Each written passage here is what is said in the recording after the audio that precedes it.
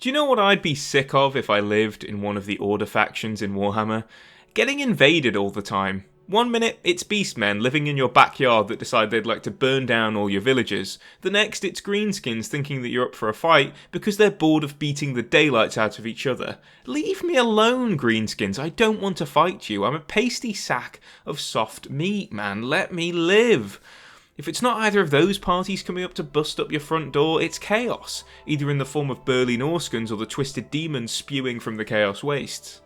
It doesn't seem fair that only the baddies get to come down and attack the good guys, and so in today's video we're going to see what it would be like if the roles were reversed, if good could invade evil, and if the good guys wouldn't have to be on the back foot for once. I could have done this with a few different factions, the Empire, Cathay, even High Elves or Dwarves, but there's one faction that feels the most suited to leaving their home. They have led multiple errantry wars and crusades after all. That's right, ghouls and gals, I'm taking the Bretonnians to war. I've seen in the comments there are a few Bretonnian fanboys here and there, loyal servants of the Lady, who have stuck around watching this channel despite me never really giving Bretonnia the love it deserves. I'll be honest, I fell mostly for the memes and negativity around Bretonnia at first. I didn't believe they were anything more than a weakened, less civilized empire that wouldn't be standing if any of the world's greatest enemies actually gave it the time of day. I still don't think it's the strongest faction, but I think they're just mad enough and powerful enough to believe they can leave a sizable dent in Norsca and the Chaos Wastes.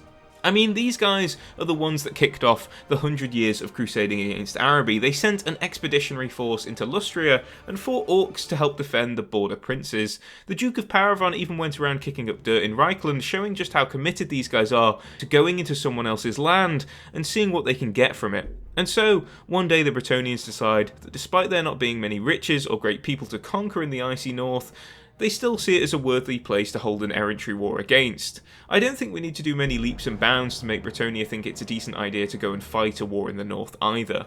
On paper, it's not the best idea in the world, as we'll get into, but I don't think anything being a good idea on paper has ever stopped the Bretonnians. In the end times, King Lewin led a crusade to Altdorf, pretty much abandoning Bretonnia as a country so that he and his knights could charge into the back of the Nurgle horde besieging the city. Now, did that lead to a badass moment? Of course. Would I recommend it as a course of action? Probably not, especially considering the city was lost anyway, and even Karl Franz's return couldn't prevent that. However, it goes to show that if the lady comes in and says something is of vital import, the Bretonnians are likely to go off and do that thing. Plus, what could be more important than putting chaos down, if not for good, at least for a while? I went back and forth on whether Lewin Leoncoeur would be the man to lead Bretonnia on this mission, for despite him being the best known king, maybe outside of Giles le Breton, aka the Green Knight, I'm not sure that he would take up this task. Lewin was all about preserving Bretonnia, making sure it was able to survive the hardships to come. He forged a proper alliance with the Empire, something that hadn't been done in years, after telling Karl Franz he had to sit the throne. But, as I don't think it's fair to say a random king takes the throne of Bretonnia here, we'll have Lewin go on the crusade.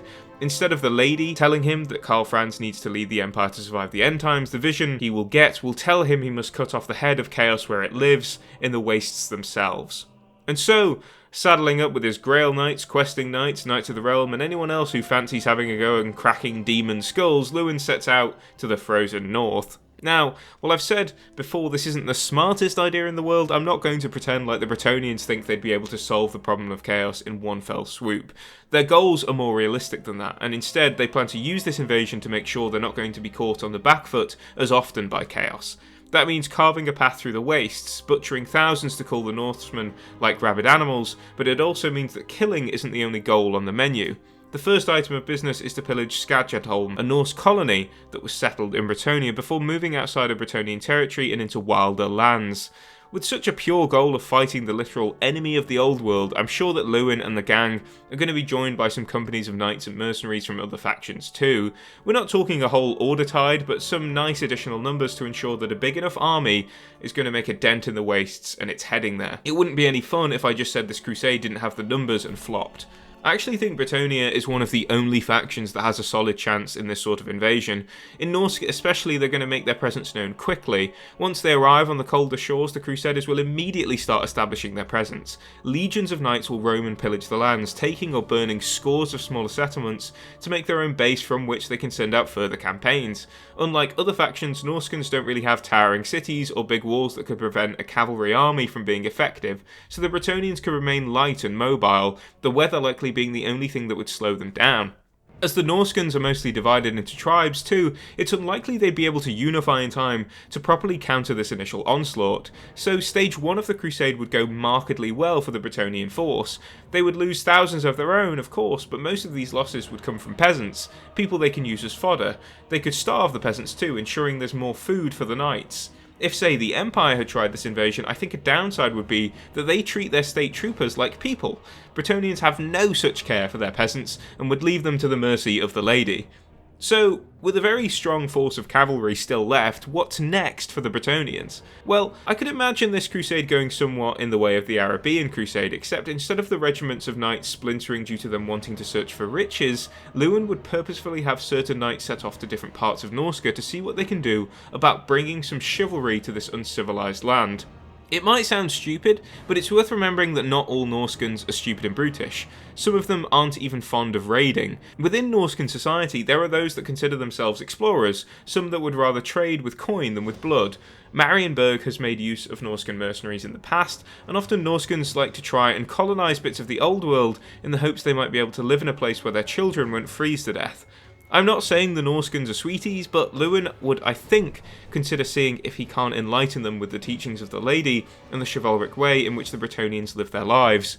But Cripgle, the Bretonnians just burned down their homes and killed their family members. Yeah, I know, but that doesn't necessarily stop a populace from converting their beliefs. Think about how many Vikings turned to Christianity in real history.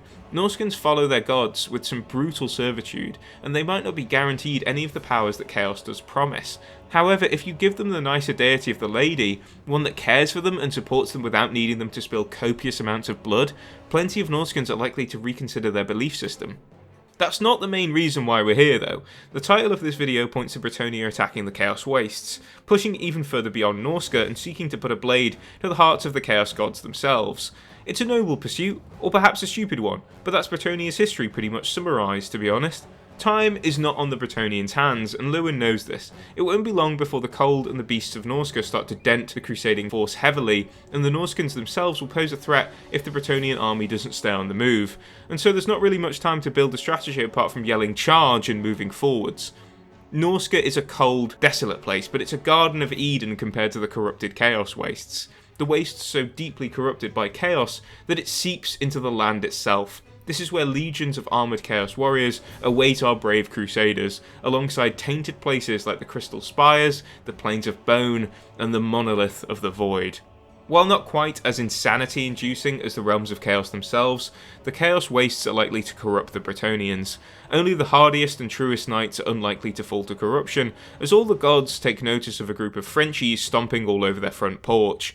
Even for those who resist the sweet temptation of chaos, it's likely that they wouldn't last long, as the strongest Chaos Warriors are going to be defending their home much more ferociously than the Norsemen below. This isn't a place where people live, the Chaos Wastes are purely for beasts and terrors. Still, there's a chance this doesn't all end in doom and gloom for the Crusaders. I think, though, that outside of the hundreds that follow Lewin, most would end up splitting off, either forming Chaos Warbands after being corrupted, or trying to survive in Warhammer's version of Hell on Earth. Perhaps some would even try and find an escape in the Monolith of the Void, only to end up in the Realms of Chaos, taunted eternally by a dark god. Any damage done in the Wastes would be rather pointless, as the Chaos Gods would simply replenish their losses using whatever means they had at hand. If anything, they might end up with a net gain depending on how many Crusaders they corrupt. It's not a fruitless effort, but I don't think any faction alone could really make a dent in the Wastes. It's too inhospitable, so you can't establish settlements or outposts, and you're so far away from home that getting extra supplies just won't happen. By going into the Wastes, you're essentially kicking a hornet's nest while being surrounded by other giant hornet's nests. Lewin would quickly realise he and everyone he's brought with him will die if he tries to push any further, and he will call off the Errantry War, knowing he cannot strike a significant blow to Chaos. Not alone, at least. Resting at the Palace of Ruin, he carves his path home.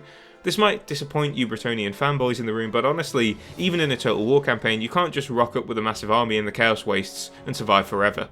Bretonnia is a faction built for crusading, but you can't really crusade against Chaos, nor can you invade it. It's a thing like air, except a lot more deadly. Still, there would be some serious benefits to this crusade. I do think that you might be able to make a portion of Norskans turn away from chaos if you gave them enough pamphlets about respecting women and loving their lady. It's not going to be enough to create a second buffer against chaos or anything like that, but it's a step in causing divisions in the Norskans, making sure there's one less warrior on the boat coming to kick in your door. Also, from fighting chaos in their home, Lewin would learn a lot about humanity's greatest enemy.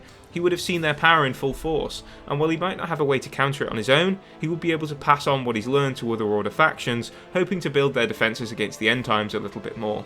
Unfortunately though, it wasn't a total victory for Bretonnia. Not really a victory, to be honest, if we think about all the Crusaders lost, and how little they would have gained. Maybe stick to raiding Araby, eh lads? Anyway, ghouls and gals, that's about all I've got time for today. Let me know what you thought, whether you think that was an accurate portrayal of a Bretonnian crusade into chaos or not, and I'll see you next time. Peace.